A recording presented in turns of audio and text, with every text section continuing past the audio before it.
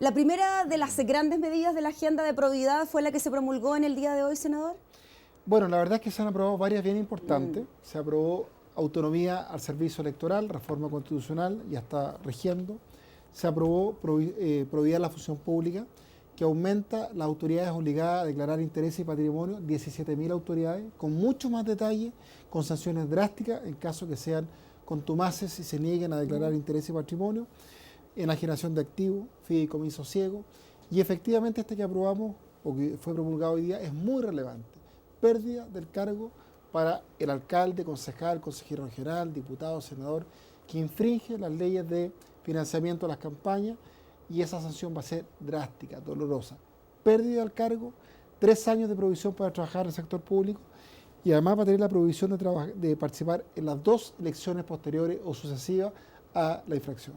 Senador, poniéndonos en la actualidad, en este contexto, los parlamentarios que están siendo investigados por irregularidades en sus campañas, sabemos que todavía no hay una condena de por medio, pero si es que esto llegase a comprobarse, en estricto rigor estas personas podrían perder el escaño. Sabemos que el proyecto de ley, esta ley en particular, no tiene que ver con el actual Parlamento, pero poniéndonos en ese escenario, ¿así sería la figura? Claro, como la ley no puede tener efecto retroactivo y rige hacia el futuro, lo que se aplica en casos actuales, en caso que, por ejemplo, existe una sanción privativa de libertad de más de 3 años de cárcel, o sea, delito que merezca pena aflictiva, por ese solo efecto, en caso que hubiese una condena, ahí se pierde el cargo, porque se pierde el requisito para ser ciudadano.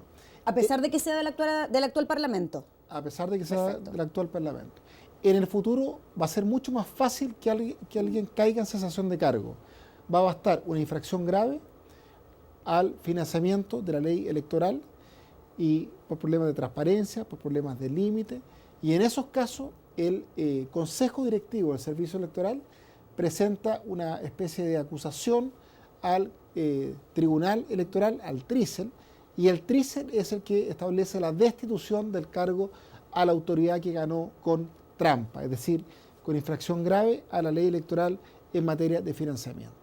Le falta una patita a este proyecto. ¿Qué pasa con el reemplazante de esta persona que pierde el escaño? O bien hemos visto cómo en los años anteriores parlamentarios han salido del Congreso para asumir, por ejemplo, un cargo en el gobierno. ¿De qué manera se va a reemplazar ese cupo? Es absolutamente inaceptable que los partidos políticos sean los que definan al reemplazante, la persona que pierde el cargo o que es nombrado ministro o que es nombrado en otro cargo. Para eso nosotros hemos propuesto, y hay proyectos que han sido presentados, esperamos que el gobierno les dé urgencia, elección complementaria.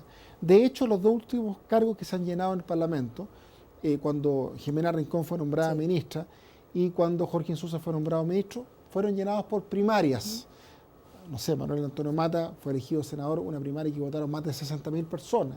Y eso es lo correcto, o sea, que haya una elección. Y en este caso nosotros queremos que el gobierno efectivamente le dé urgencia a ese proyecto y podamos elegir a los reemplazantes con elecciones complementarias.